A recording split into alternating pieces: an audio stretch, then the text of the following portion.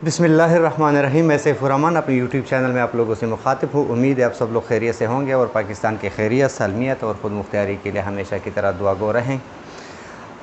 इस चैनल को सब्सक्राइब करना मत भूलिए, क्योंकि इससे हमें हौसला मिलता है और आप लोगों को अच्छी और ख़ास खबरें मिलती हैं। आप लोगों को जैसा मालूम है कि सियासत का मैदान है, गर्म है, कुछ भी हो सकता है, कुछ भी पॉसिबल है। लेकिन आज जो मैं आप लोगों के सामने ख़बरें पेश करता हूँ वो नहायत ही अहम है। वीडियो लिहाजा आखिर तक ज़रूर देखें।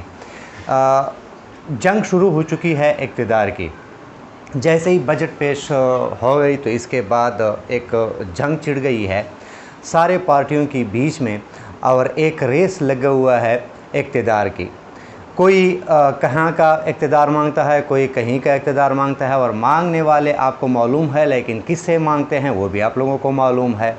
तो जो पाकिस्तान पीपल्स पार्टी है वो इक़्तिदार जो है वो सीएम पंजाब भी मांगते हैं और सीएम सिंध भी मांगते हैं। और आप लोगों को मालूम है कि वज़ीर-ए-आज़म के लिए जनाब आसिफ़ अली ज़रदारी साहब कह रहे थे कि मेरी एक ख्वाहिश है कि बिलावल को वज़ीर-ए-आज़म देखूं। तो वज़ीर-ए-आज़म भी ज़रदारी देखना पसंद करेंगे। और जो जंग छिड़ चुकी है फजल रहमान और ज़रदारी की, वो पहले भी मैंने आपको बताया था, सदारत भी ज़रदारी ही मांग लेते हैं। तो तकरीबन 80% या 85% पाकिस्तान पर कब्ज़ा जमाना आसिफ़ अली ज़रदारी की ख्वाहिश है। इसके बाद आते हैं PMLN पर, नून लीग पर। नून लीग की ख्वाहिश थोड़े इससे कम है। वो कहते हैं कि सिर्फ सीएम पंजाब हमें बना दें और वज़ीर-ए-आज़म भी हमें बना दें। इसके बाद आ जाते हैं जो IPP है। IPP वाले कहते हैं कि सीएम पंजाब और प्राइम मिनिस्टर हमारा हो, क्योंकि हमने बहुत कोशिश की है। जो उड़ते हुए परिंदे हैं उसके लिए हमने घोंसला बनाया, और पूरे पाकिस्तान में और बैरून दुनिया में हमने अपने आप को बेइज्जत भी किया कि सारे लोटे इधर आ गए, ये हो गया, वो हो गया। तो लिहाजा इतना हक तो हमारा बनता है। आ जाते हैं PMLQ पर। उसकी ख्वाहिश बहुत कम रह गई है, हालांकि पहले इन लोगों की ख्वाहिश ज़्यादा थी।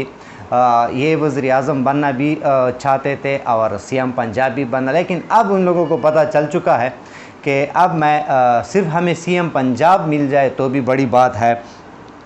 तो ये इन लोगों की ख्वाहिशात है। अब सदारत के लिए मैंने आपको बताया कि एक ज़रदारी है और एक फजल रहमान है। तो फजल रहमान क्या चाहते हैं कि हमें सीएम KPK यानी वज़ीर आला भी हमारा हो और सदारत भी मेरे पास हो, क्योंकि मैंने पिछले साल से शेरवानी सिलवाई हुई है। तो वो शेरवानी जो है ना, वो तो मैंने पहनना है। तो उसके लिए फिर क्या है, उसकी लड़ाई ज़रदारी से भी है और भी लोगों से है। लेकिन ये तो बहुत यानी ये इन लोगों की ख्वाहिशें भी है और डिमांड भी है। अब एक PM की कुर्सी है, तो एक PM की कुर्सी के लिए तकरीबन 5 उम्मीदवार हैं इसमें, या 4 हैं। तो ये कुर्सी किसको देंगे? किसी को भी शायद ना मिले। वजह क्या है कि जिसके पास अवामी ताकत है, जिसके पास वोट हैं, जिसके पास 75 से 80% मकबूलियत है, जिसके पास पूरे पाकिस्तान की एक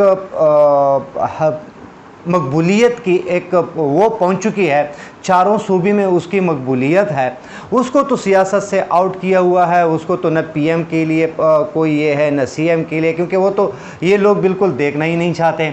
अच्छा, जिसके पास मकबूलियत भी नहीं है, सिर्फ कबूलियत है, तो मकबूलियत से काम भी चलता है, कबूलियत से भी चलता है, लेकिन कुछ कम से कम कुछ तो कबूलियत भी होना, मकबूलियत तो कुछ होना। तो इन लोगों के पास कबूलियत है, मकबूलियत तो 1% भी नहीं है। जो बड़ी पार्टी है उसके पास फिर मकबूलियत इतनी ज़्यादा है कि कबूलियत के बग़ैर भी अगर उसको मैदान दिया जाए तो उसकी CM भी उसका होगा, CM पंजाब, PM भी उसका होगा, सदर भी उसका होगा, CM KPK भी उसका होगा, और CM सिंध पर ज़बरदस्त मुकाबला होगा। सिर्फ बलूचिस्तान में शायद उसकी हुकूमत मखलूत हुकूमत हो और CM उसका ना बने, ये हो सकता है। बाकी तो पूरे पाकिस्तान पर, कश्मीर में भी उसका होगा और गिलगित बल्तिस्तान में भी। तो ये बहुत बड़ा सवाल है। लेकिन यहाँ सवाल सिर्फ इसका नहीं है कि कौन PM बने, कौन CM बने। सवालात तो इसके बाद शुरू होंगे। वो सवालात होंगे मुल्क को चलाएंगे कैसे, इन लोगों में चलाने की अहलियत है? अगर इन लोगों में चलाने की अहलियत होती तो 1 साल से मुल्क का जो बेड़ा गर्क कर दिया गया, आवाम रुल गए।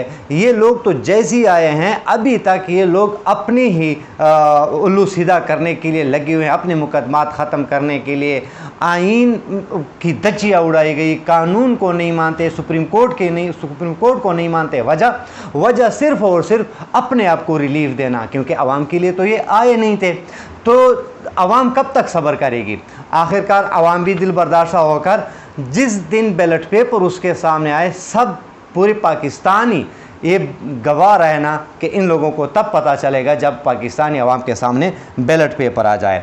और ताकतवर हलकों को भी अब पता चल चुका है कि पाकिस्तान को चलाने के लिए अगर सिर्फ़ और सिर्फ वाहिद तरीका है, वाहिद इलाज है, या कोई वाहिद पार्टी है, या कोई वाहिद पर्सनैलिटी है, तो वो इमरान खान है। क्योंकि इमरान खान एक ऐसी शख्सियत है कि इस पर पाकिस्तान के अंदर भी और पाकिस्तान के बाहर भी, मतलब इमरान खान के दुश्मन, मुराद ये कि जो मुखालिफ पार्टी हैं वो भी ये मानते हैं कि ये करप्ट नहीं है। तो जब एक बंदा करप्ट ना हो तो वो अपने लिए अगर ना लगे तो किसके लिए लगा होगा? तो आवाम के लिए लगा होगा। तो ओवरसीज़ पाकिस्तानी इमरान खान पर एतमाद करते हैं, 10 अरब सालाना शौकत खानम को चलाने के लिए बेचते हैं। तो जब इतने पैसे शौकत खानम को चलाने के लिए बेचते हैं, जो एक ट्रस्ट है, बाकी नमल के लिए बेचते हैं, कादर यूनिवर्सिटी के लिए बेचते हैं, और अब तीसरा शौकत खानम बन रहा है कराची में जो इन दोनों से बड़ा है, उसके लिए भी बेचते हैं। तो इमरान खान भी यही कहते हैं, और उसको भी अब ये समझ आ गई है कि सिर्फ यही एक इंतखाब है जो इमरान खान के इसमें है। इमरान खान ही मुल्क को ठीक कर सकते हैं, बाकी कोई ऑप्शन इन लोगों के पास नहीं है। अगर इन लोगों के पास ऑप्शन होता तो मैं आपको गारंटी से कह देता हूं कि अब तक इलेक्शन भी हो चुके होते और अब तक उसकी हुकूमत भी बन चुकी होती, लेकिन कोई ऑप्शन नहीं है। अच्छा, आखिर में मैं आप लोगों को बताता चलूं, जो ओवरसीज़ है, सिर्फ अमेरिका में तकरीबन 200 अरब डॉलर सिर्फ उनका सरमाया है। तो हम IMF के पीछे जो 6-6.5 अरब डॉलर के पीछे 1 साल से पड़े हुए हैं और वो भी नहीं दे रहे। तो अगर यही लोग यहाँ सरमायाकारी करें तो पाकिस्तान की तो भले भले हो जाएगी। तो इसलिए लिहाजा सारे पाकिस्तानियों को, सारे इदारों को, ताकतवरों को, कमज़ोरों को, पाकिस्तानी अवाम को और सियासी पार्टियों को ये सोचना चाहिए कि इक़्तिदार से कुछ नहीं मिलने वाला। इक़्तिदार से तो सिर्फ आप लोग कुर्सियों पर बैठ जाएंगे। बेड़ा तो गर्क होगा, गरीब अवाम का होगा और पाकिस्तान का होगा। लिहाजा इस मुल्क पर, अवाम पर तरस खाकर एक साफ शफाफ इंतखाबात कराएँ, सबको इजाज़त दी जाए। कुल मतलब है एक इस तरह की इंतखाबी मुहिम हो जिसमें सबके लिए बराबर के इजाज़त हो। ये नहीं कि किसी पर दफ़ा 144 लगे तो किसी को हुकूमत खुद सपोर्ट करे। तो इस किस्म के इलेक्शन हो जाए, फिर जिसकी हुकूमत आए वो हुकूमत बनाए, और चलाने के लिए 5 साल हैं तो 5 साल दिए जाएँ। लिहाजा उम्मीद है इंशाअल्लाह आने वाला इलेक्शन बहुत जल्द आम रूटीन के मुताबिक होना है, और उसमें पाकिस्तानी अवाम अपना फ़ैसला सुनाएगी और एक अवामी हुकूमत आएगी इंशाअल्लाह। वीडियो आप लोगों को पसंद आई होगी। अपना ख्याल रखिए। चैनल का पाकिस्तान जिंदाबाद।